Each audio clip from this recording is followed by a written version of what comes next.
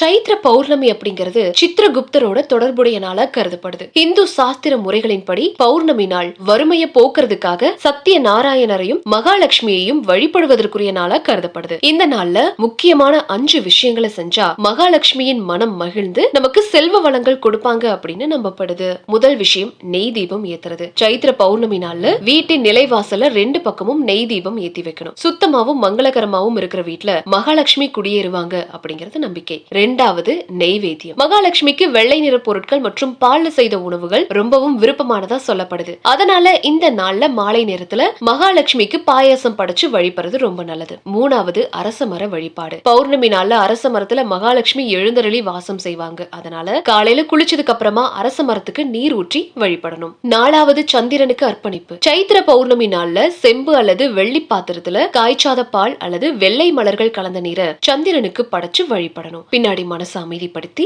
ஓம் சோமாய நமக அப்படிங்கிற மந்திரத்தை சொல்லணும். அஞ்சாவது தர்மம் செய்யறது. பௌர்ணமி அன்னைக்கு தான தர்மங்கள் செய்யறது ரொம்பவும் உயர்வான பலன்களை கொடுக்கும். அன்றைய தினம் ஏழைகளுக்கு வெள்ளை நிற பொருட்களான அரிசி, சர்க்கரை, பால் அல்லது வெள்ளை நிற ஆடைகளை தானமா கொடுக்கலாம். இதனால பாவங்கள்ல இருந்து விடுபட முடியும். இது போன்ற தானங்கள் மகாலட்சுமியை மகிழ்விக்கும்.